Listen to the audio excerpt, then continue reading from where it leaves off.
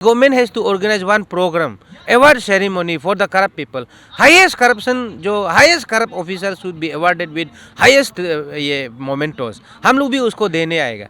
कोई भी करप्शन करता है हर जगह, छोटा मोटा से लेकर बड़ा तक सब लोग करप्शन में डूबा हुआ है. अगर तुम किसी को मदद नहीं कर सकता है, किसी का मुहिम को साथ नहीं दे सकता है ग्राउंड में उतर के, तो आप उंगली भी पॉइंट नहीं करना है. हम लोग धरना बैठा, रैली किया, उसके बाद बंद कॉल किया, जेल गया, हर चीज़ ट्राई किया सरकार के ऊपर में, लेकिन सरकार के पास सुनने के लिए तैयार ही नहीं है सरकार जो, और करने के लिए तैयार ही नहीं है.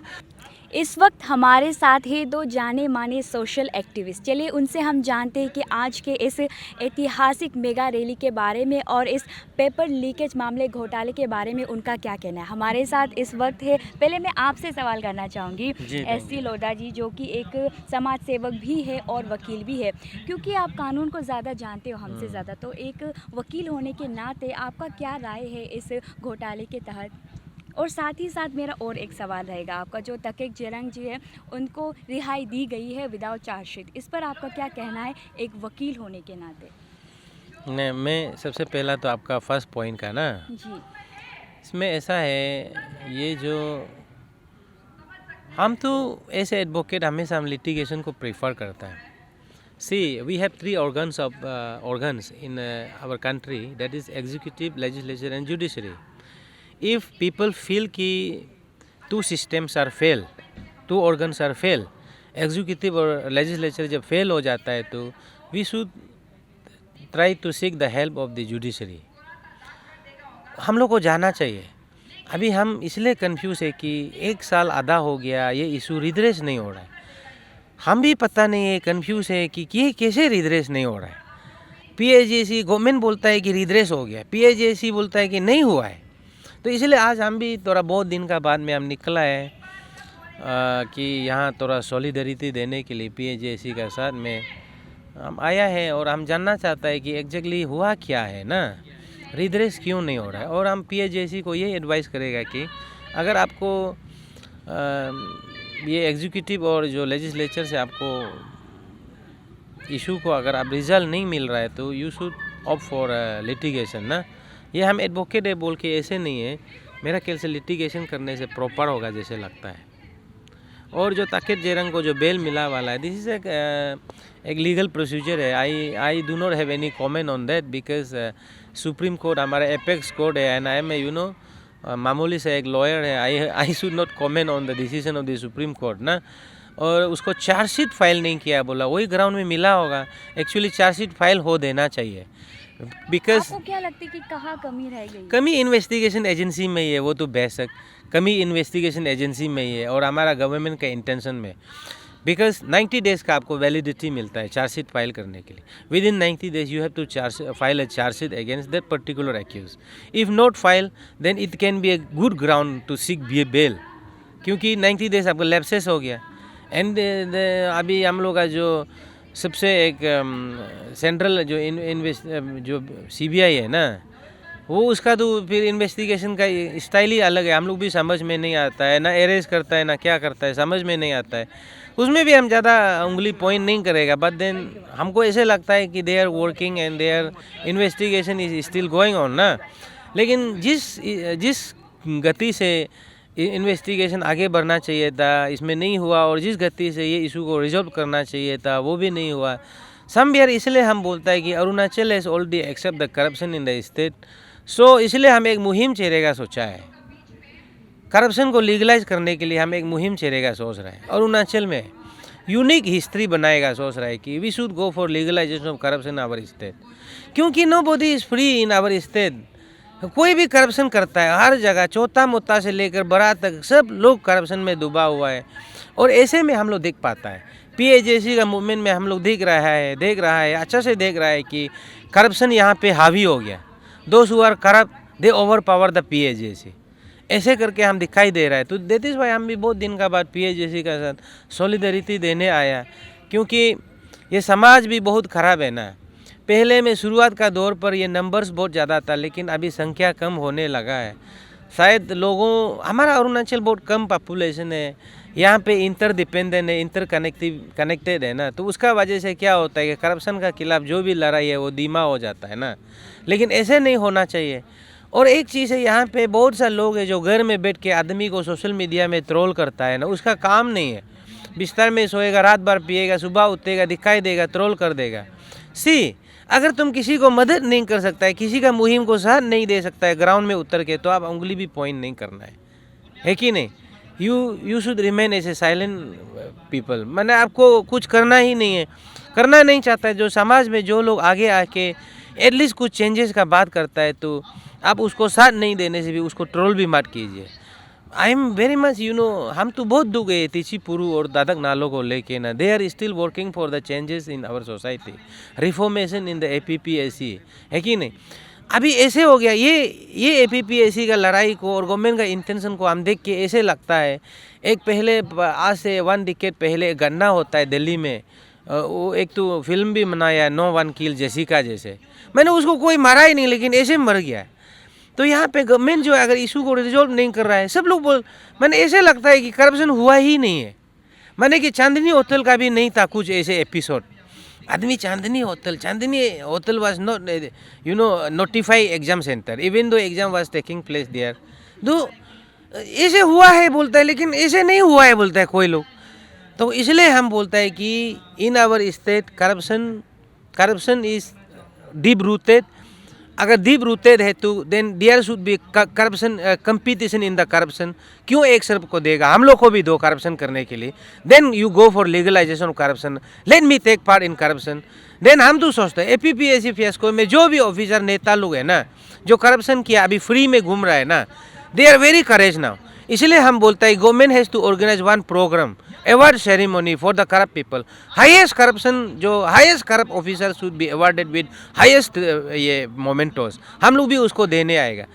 तब तो लीगलाइज कर दो, हम लोग भी करप्शन करेगा ना, ये मेरा कहना है। इसलिए आपका मीडिया का अभी हम बहुत सालों का बाद आया है, बिकॉज समटाइम हम आदमी को थोड़ा हाइबरनेशन में जाना पड़ता है, क्योंकि बहुत सा ज़िंदगी में अपना लाइफ में भी पर्सनल लाइफ में भी कुछ होता है ना। So I was in the hibernation. आज हम PAJC लोग हमको याद किया है, तो हम सोचा है कि हम स्पीच वगैरह तो नहीं देगा, but at least I can extend my solidarity to them. Still they are fighting. 1.5 year has gone ना। तो हम भी समझ में नहीं आ रहा है कि कहाँ में चूक हुआ है, कहाँ में अटक गया, ये इशू क्यों सॉल्व नहीं हो रहा है। इसलिए my best suggestion is that इतना टाइम ले लिया, आप लोग ये बोला था कि टाइम इतना लेगा लिटिगेशन करने से, इतना टाइम ले लिया, इतना एनर्जी एग्जॉस्ट हो गया, पैसा भी काफ़ी दिया है पब्लिक लोग ने। मेरा ख्याल से हम लोग कहीं ना कहीं उसको वेस्ट किया है।